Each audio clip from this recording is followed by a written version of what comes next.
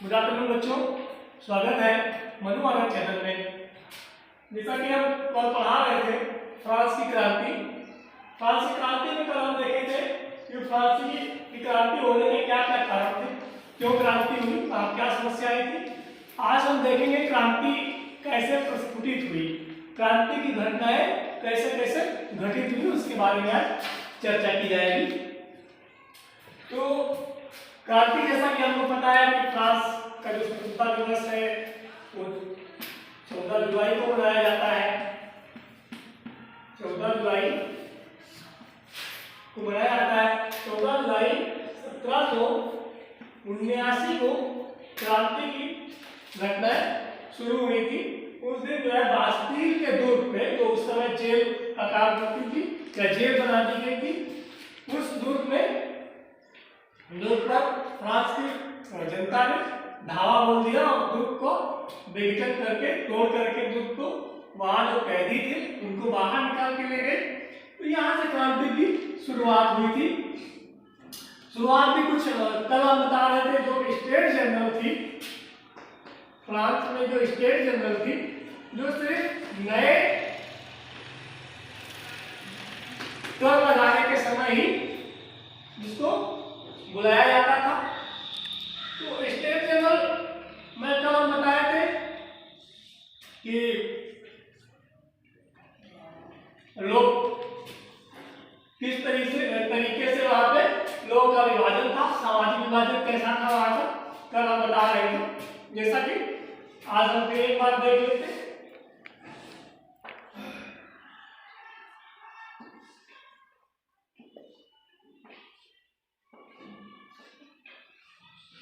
France का सामाजिक विभाजन कुछ इस तरीके से था, जैसे कि ऊपर वाला जो वर्ग था वो पादरी थे, उसमें उच्च वर्ग ये होता था पादरी वर्ग, जैसा कि भारत में भी देखने को मिलता है। जो पुजारी और पुरोहित होते हैं, और भारत का जो सामाजिक विभाजन था वर्णों में बांटा गया था, 4 वर्ण पाए जाते हैं, वहां भी वर्णों में नहीं था, इस तरीके से बना था। पादरी था, फिर कुलीन होते थे, जो सामंत होते थे वहां के, जैसा वहां पे जमींदार होते थे वैसे वहां पे भी सामंत होते थे। सामंत कुलीन वर्ग से आते थे। और कुलीन के नीचे वाला जो वर्ग था,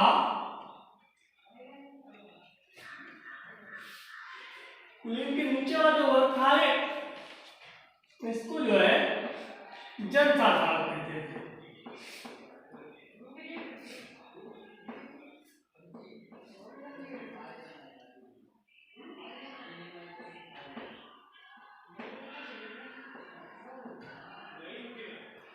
पादरी, कुलीन, जनसाधारण, सबसे उच्च पादरी, कुलीन, जनसाधारण। जनसाधारण में भी विभाजन था। इसमें एक मध्यम वर्ग था जिसको हम बुर्जुआ वर्ग कहते हैं। मध्यम वर्ग में जो बुर्जुआ थे,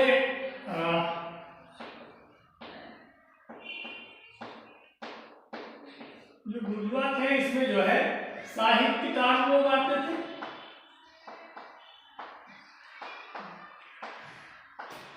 लेखक,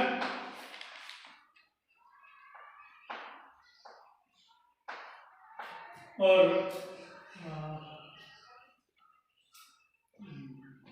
अधिकारी,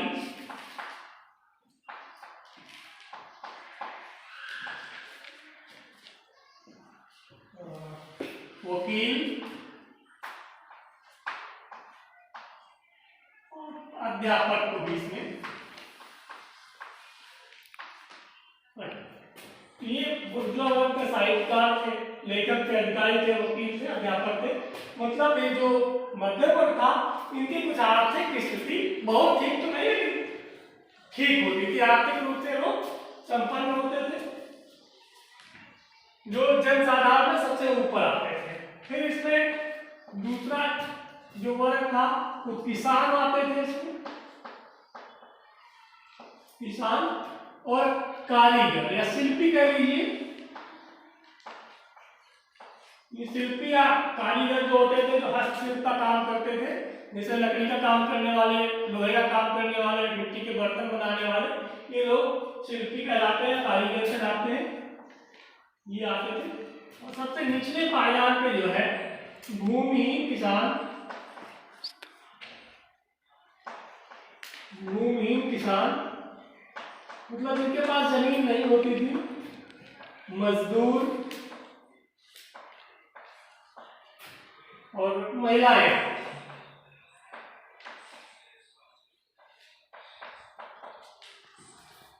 ये तीन वर्ग थे जनसाधारण में, तीन वर्ग थे। ये तो एकदम पढ़े लिखे नहीं होते थे, ठीक है, ये इनमें भी शैक्षणिक योग्यता का विशेष नहीं होती थी, लेकिन ये जो वर्ग होता था मध्यम वर्ग, जिसको बुर्जुआ वर्ग कहते हैं, वहां का ये पढ़ा लिखा वर्ग था, समझदार था, क्योंकि वहां जैसा हम कल बता रहे थे रूसो के विचारों को इन लोगों ने आत्मसात किया, पढ़ा। रूसो ने एक किताब लिखी थी, क्या नाम था किताब का? शोषण करते।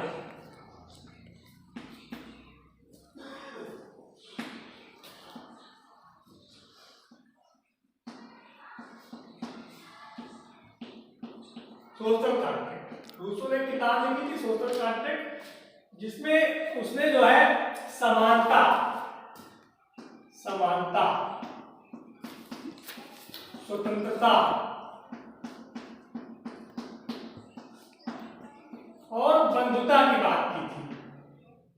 किस चीज की? बंधुता की बात की थी।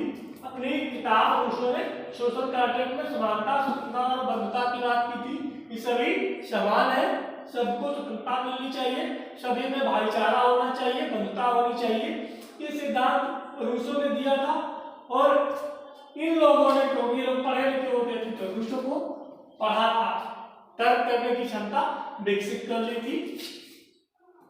और जब सर्वप्रथम जो है अमेरिका स्वतंत्र हुआ और अमेरिका ने अपना संविधान बनाया, तो इन तत्वों को अपने संविधान में उसने जगह दी। और उसी प्रकार से जब भारत का संविधान बना, तो भारत के संविधान में भी समानता, समता और बंधुता की बात की गई है। हम जब प्रस्तावना भारतीय संविधान की पढ़ते हैं, तो वहां भी समानता, स्वतंत्रता और बंधुता की बात आती है। संवैधानिक दर्शन में भी समानता, स्वतंत्रता और बंधुता की बात शामिल है। और एक विचारक थे लॉक। लॉक ने भी एक किताब लिखी, 2 Treatises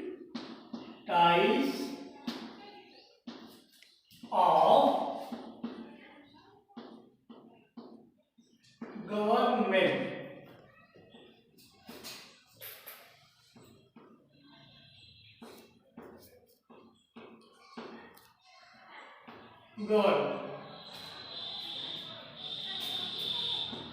ये लॉक ने लिखा। लॉक ने जो 2 Treatises of Government लिखी, इसमें उसने जो है स्वतंत्रता की बात की और सामाजिक समझौते की बात की। इसकी सरकार के साथ जनता का अनुबंध होता है कि जनता जो है सरकार को कर देगी या अपनी कमाई का कुछ अंश देगी, मतलब सरकार उनके साथ जो व्यवस्था है, सामाजिक व्यवस्था है, देश की व्यवस्था है, उसका देखभाल करेगा। ये लॉक ने थ्योरी दी, जिसको इन लोगों ने पढ़ा, समझा उसको। और मॉन्टेस्क्यू थे,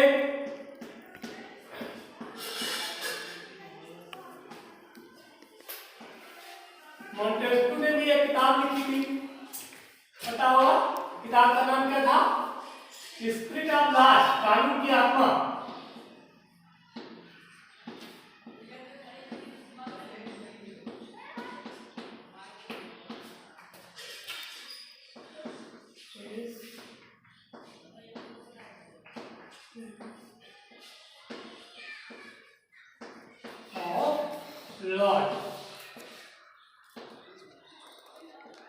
ये किताब मॉन्टेस्क्यू ने लिखी।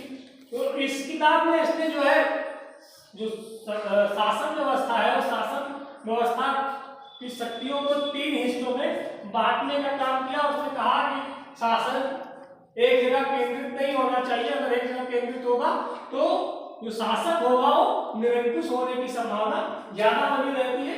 इसलिए उसने शासन को 3 हिस्सों में बांटा। जैसा कि हमारा भारतीय शासन व्यवस्था है उसको मॉन्टेस्क्यू की व्यवस्था पे स्थापित है, विधायिका, कार्यपालिका, न्यायपालिका।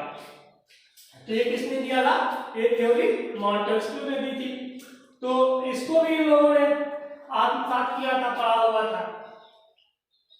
ये कह रही थी ये लोग ज्यादा समझदार थे उस समय, और ये लोग पढ़े लिखे नहीं थे, बौद्धिक विकास भी उतना नहीं हुआ, तार्किक विकास भी उतना नहीं हुआ था। और जब स्टेट जनरल की मीटिंग हो रही थी, स्टेट जनरल की मीटिंग हो रही थी, अधिवेशन हो रहा था, तो अधिवेशन में ये 3 स्टेट थी। कौन कौन 3 स्टेट? एक तो पादरी वर्ग, एक स्टेट थी पादरी, दूसरी स्टेट कुलीनों की, तीसरी स्टेट कौन थी? जनसाधारण की। ये 3 स्टेट थी वहां पे। तीनों स्टेटों में हम कल चर्चा किए थे। जो पादरी थे, पादरी वर्ग से प्रतिनिधित्व करने के लिए वहां 300 सदस्य गए थे। पादरी वर्ग से कितने लोग गए थे? 300 सदस्य गए थे। और कुलीन वर्गों का प्रतिनिधित्व करने के लिए 300 लोग होते थे, 300 सदस्य होते थे जो पादरी वर्ग का प्रतिनिधित्व करते थे वहां पर। और जो जनसाधारण होता था,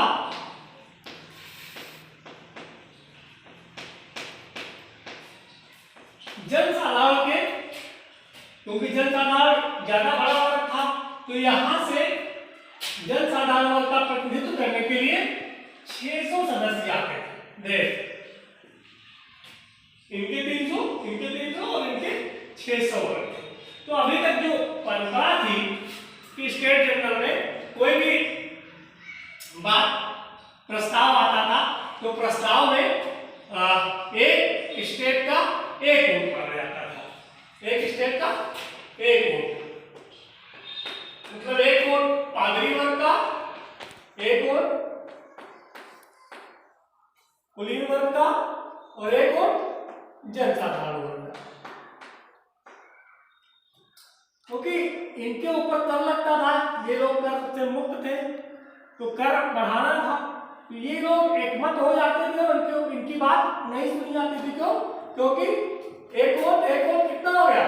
2 वोट हो गए, और इनका एक वोट।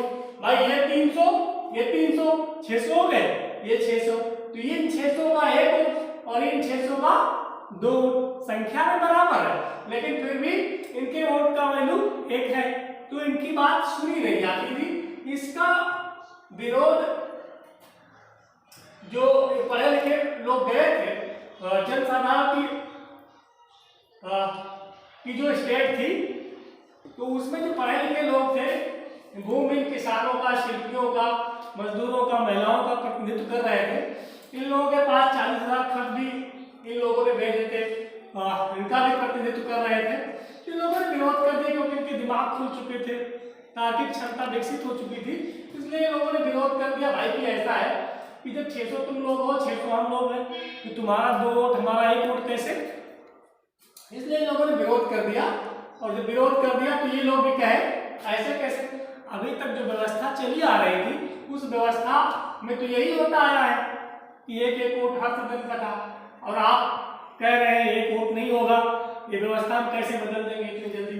ये लोग मान रहे थे कि एक सदस्य का 1 वोट, एक आदमी का 1 वोट होना चाहिए, जितने सदस्य हैं इसमें उतने सदस्यों का उतना वोट होना चाहिए। तो ये लोग जब नहीं माने तो ये जनसाधारण जो था बहिष्कार कर दिया। क्या किया? बहिष्कार कर दिया, स्टेट जनरल का बहिष्कार कर दिया, और बहिष्कार करके सदन से बाहर आ गए। जिस पैलेस में मीटिंग हो रही थी उस पैलेस से निकल के बाहर आ गए। बाहर आ गए तो कहा अब क्या किया जाए? तो पेरिस से बाहर जो वर्साय था उसके बाहर कुछ दूरी पे एक टेनिस कोर्ट था, मतलब टेनिस खेलने वाला एक ग्राउंड था, मैदान था जहाँ पे टेनिस खेला जाता था। तो ये 600 लोग वहीं पे गए, इकट्ठा हुए। अच्छा, कुछ व्यक्ति पादरी वर्ग से कुलीन वर्ग की भी जनसाधारण वर्ग का समर्थन कर रहे थे। सारे लोग खराब नहीं होते, बुरे नहीं होते। पादरी वर्ग में भी कुछ अच्छे लोग होते हैं, समझदार लोग होते हैं। कुछ जो असमानता होती है उसको वो भी नहीं स्वीकार करते हैं। कुलीनों में भी कुछ लोग अच्छे होते हैं। तो इसमें एक व्यक्ति था मिराबियो। कौन था?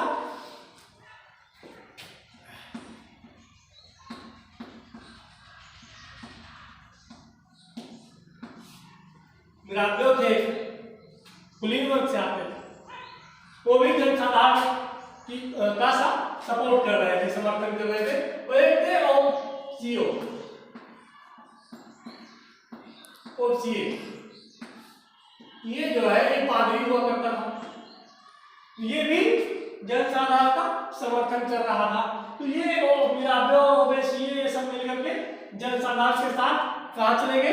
टेनिस खेलने वाले मैदान में चले गए। वहां सभी लोग इकट्ठा हो गए, बड़ा सा मैदान था, वहां इकट्ठा हो गए और इकट्ठा होके जो है कसम खाई, शपथ ली कि जो है हम जब तक फ्रांस के लिए एक संविधान नहीं बना लेंगे तब तक यहाँ से नहीं जाएंगे, और हम एक ऐसा संविधान बनाएंगे जो राजा की शक्तियों पे अंकुश लगाएगा, राजा की शक्तियों को कम कर देगा, खत्म कर देगा, और संविधान को हम ऊपर रखेंगे, और जो देश होगा, देश की जो व्यवस्था होगी वो संविधान के अनुरूप चलेगी।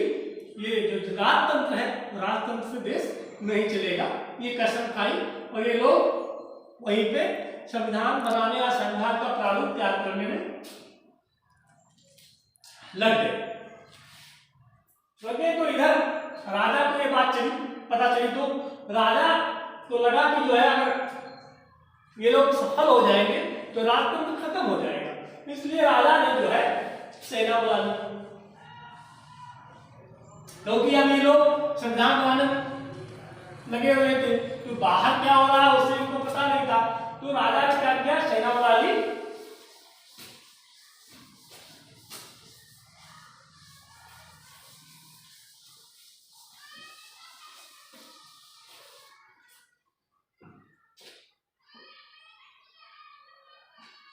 राजा ने सेना बुला ली।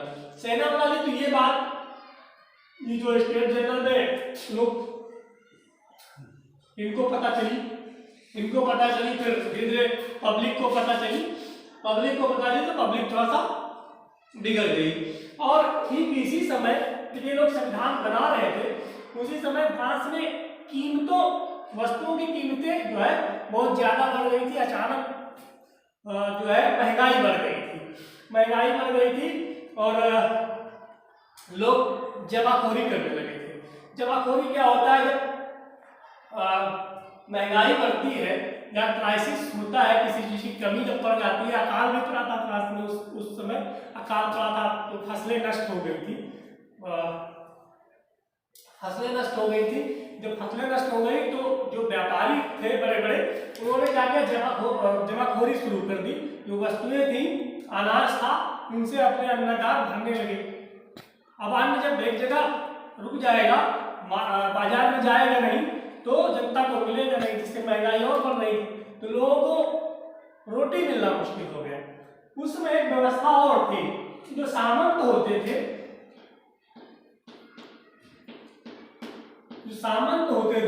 ये जनसाधारण के लोग, इनके यहाँ वो चलते थे बेकरी, यहाँ रोटियां बनाई जाती है।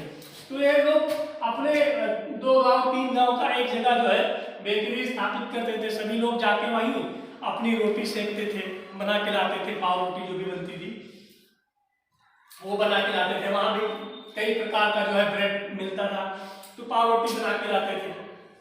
तो इस समय क्या हुआ? जब महंगाई बढ़ गई, अनाजों की जमाखोरी होने लगी, तो महंगाई ज्यादा बढ़ी।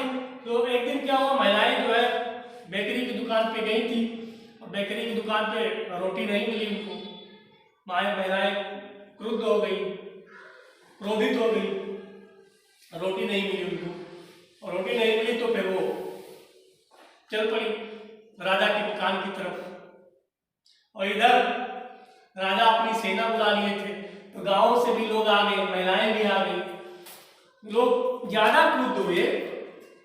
क्रुद्ध होके कहाँ गए? राजा की जो सुदृढ़ता का प्रतीक था बास्तील,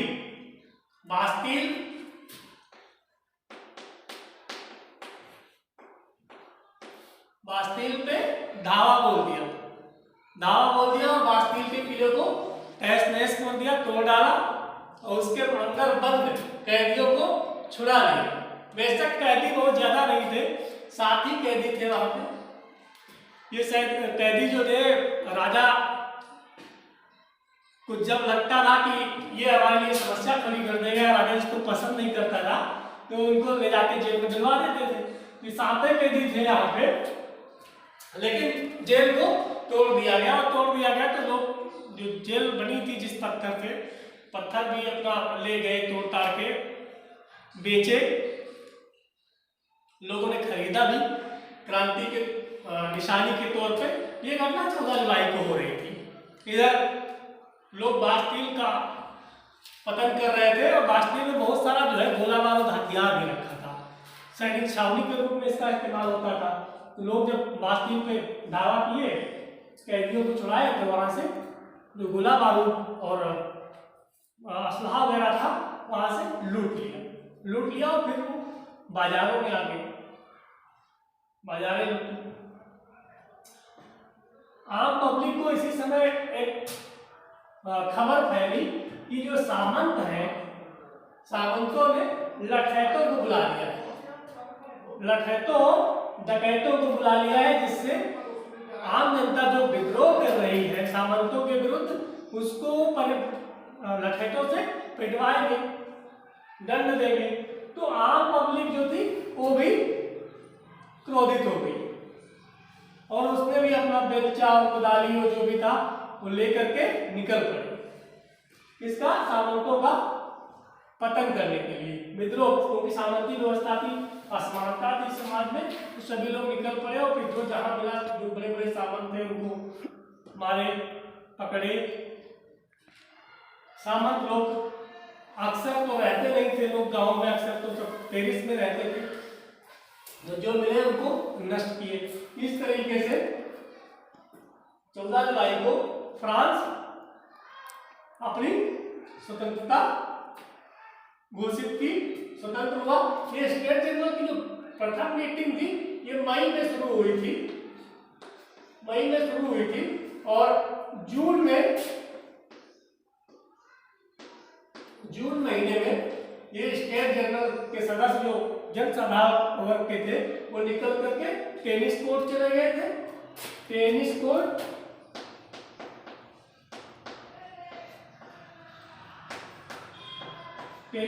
में चले गए थे और यही अपना सिद्धांत तैयार कर रहे थे। उसके बाद जुलाई में घटना हो गई और फिर इन लोगों ने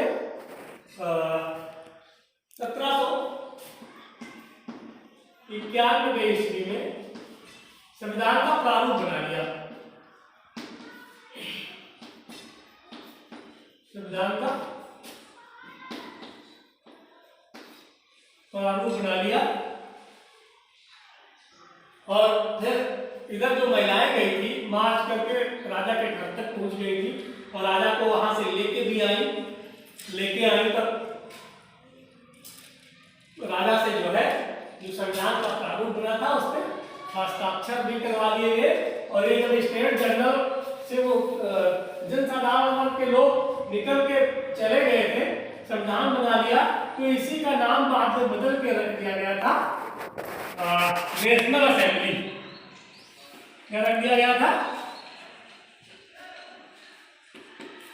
नेशनल असेंबली, नेशनल असेंबली रख दिया गया था इसका। तो नेशनल असेंबली की मान्यता जो है राजा से इन लोगों ने प्राप्त कर ली। राजा ने मजबूरी में आके नेशनल असेंबली को मान्यता दे दी। जब नेशनल असेंबली को मान्यता दे दी तो नेशनल असेंबली ने जो है कुछ सुधार करते हुए प्रशासनिक व्यवस्था में वहां पे नई व्यवस्था जो अभी तक जमाखोरी हो रही थी, रोटी की, सामानों की असमानता थी जो, उसको खत्म करके कुछ व्यवस्थाएं वहां लागू कर दी, तो समाज में समानता आ गई। फिर जो है ये जो नेशनल असेंबली थी, जब राजा से इसको मान्यता मिल गई 1791 में, तो इस नेशनल असेंबली ने जो है राजा के अधिकारों को सीमित कर दिया और जो असमान व्यवस्था थी फ्रांस में उसको समाप्त करने का काम किया। जैसे जो धार्मिक कर लगता था, धार्मिक कर कौन सा लगता था फ्रांस में? धार्मिक कर तो जो पादरी लगाता था वो धार्मिक कर होता था, वो जो है समाप्त कर दिया। धार्मिक कर समाप्त कर दिया गया। जो विशेष व्यवस्था थी वहां पे, जो उच्च वर्ग था, वो उच्च वर्ग वाली व्यवस्था समाप्त कर दी गई। जो पादरी वर्ग थी या चर्च की जो जमीन थी, चर्च और कुलीनों की जो जमीन होती थी, सब ज्यादा जमीन नहीं पास होती थी, हाँ, इनकी जमीन जब्त कर दी, कुलीनों की जमीन जब्त कर दी। धार्मिक कर भी था, तो चर्च और कुलीन की जमीन भी जो है राज्य ने ले ली, नेशनल असेंबली ने। और फिर जो अब राजा की शक्तियां सीमित करनी थी नेशनल असेंबली को, तो उसने राजा की शक्तियां सीमित करने के लिए कुछ ऐसी व्यवस्था करनी थी कि राजा निरंकुश हो जाना है, निरंकुश भी ना हो, व्यवस्था भी चलती रहे। क्योंकि अभी हम यहाँ बात कर रहे थे मार्टेस्क्यू की, मार्टेस्क्यू की जो किताब थी, इस किताब लास्ट में उसने जो व्यवस्था दे रखी थी कि शक्ति का विभाजन कर देना चाहिए। शक्ति जब विभाजित हो जाएगी तो ये जगह केंद्रित नहीं होगी तो वे किसी एक व्यक्ति के हाथ में नहीं होगी, तो निरंकुश नहीं होगा। तो यहाँ पे जो मॉन्टेस्क्यू ने व्यवस्था दे रखी थी उसी के अनुकूल विधायिका,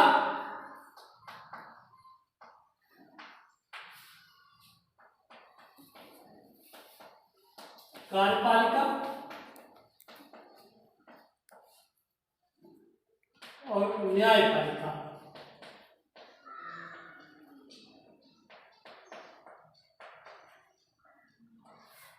तीन हिस्सों में जो है प्रशासन व्यवस्था को बांट दिया गया। नेशनल असेंबली 3 हिस्सों में प्रशासन को बांट दिया। प्रशासन जो चलेगा ये 3 अलग अलग इकाइयों के माध्यम से चलेगा। ये विधायिका होगी जो नीतियां बनाएगी, कानून बनाएगी, ये इसको लागू करेंगे और ये देखेंगे कि कानून का सही से संचालन हो रहा है कि नहीं हो रहा है। ये 3 जगह शक्तियों का विभाजन कर दिया गया। अब इसको भी चलाने के लिए लोग क्या लेके आए? एक निर्वाचक मंडल लेके आए। इसको चलाने के लिए निर्वाचक मंडल लेके आए।